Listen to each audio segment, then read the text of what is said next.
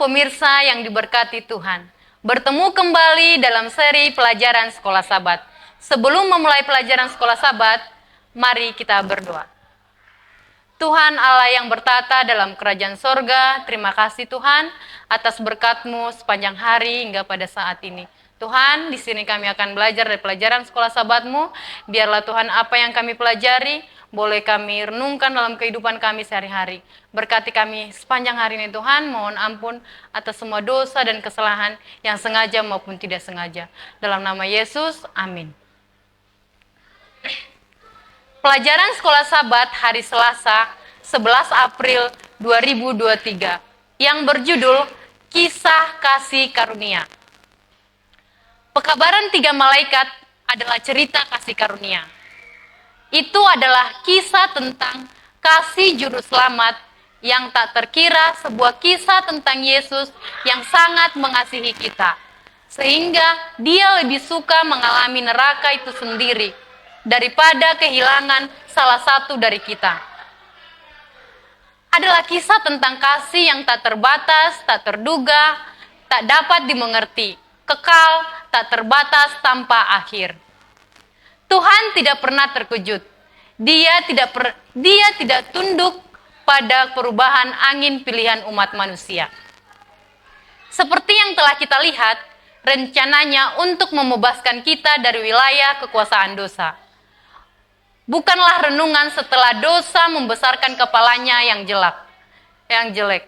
Allah tidak lengah oleh drama dosa yang mengerikan itu. Bacalah kitab Wahyu 13 ayat 8 dan kitab 1 Petrus 1 ayat 8 sampai 20. Apa yang diajarkan ayat-ayat ini mengenai rencana keselamatan?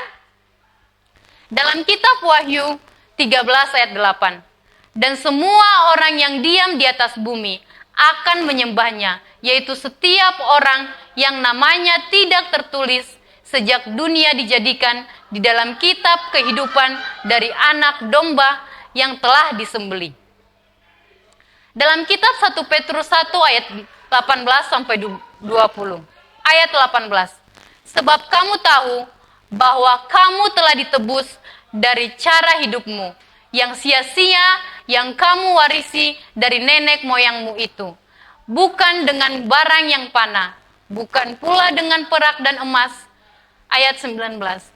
Melainkan dengan darah yang mahal, yaitu darah Kristus yang sama seperti darah anak domba yang tak bernoda dan tak bercacat.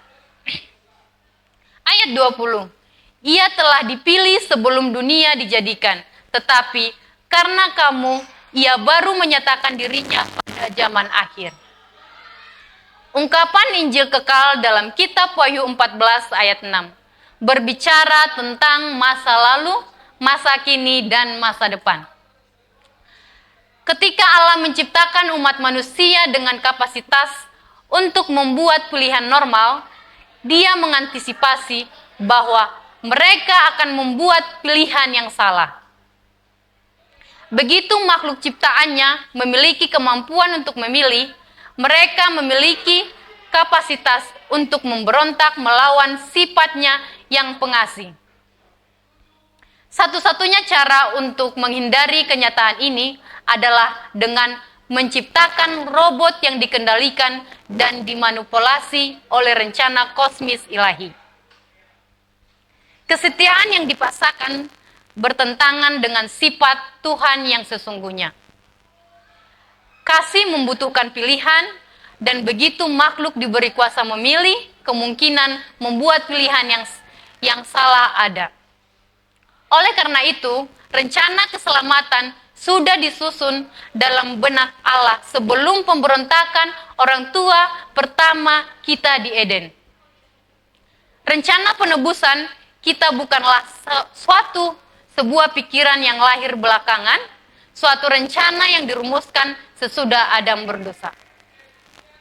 Rencana tersebut adalah wahyu yang sesuai dengan pernyataan rahasia yang didiamkan berabad-abad lamanya dalam kitab Wahyu 16 ayat 25.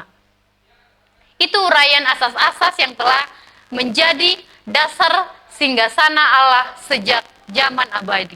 Dalam buku Ellen G. White, Alpha dan Omega, jilid 5, halaman 16. Injil kekal itu tidak hanya berbicara tentang masa lalu dan masa kini itu adalah dasar dari masa depan penuh dengan harapan.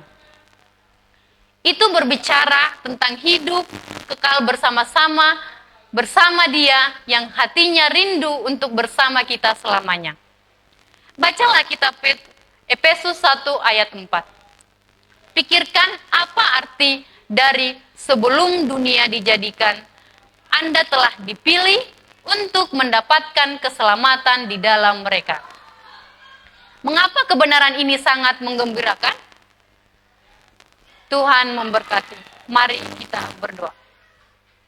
Tuhan Allah yang bertata dalam kerajaan sorga, terima kasih Bapa. Hamba sudah membacakan firman-Mu Tuhan, biarlah apa yang hamba bacakan boleh kami terapkan dalam kehidupan kami sehari-hari, dan dapat kami lakukan dengan baik, dan menjadi kekuatan kerohanian kami Tuhan. Mohon ampun atas semua dosa dan pelanggaran kami Tuhan. Ampuni kami dalam nama Yesus, amin.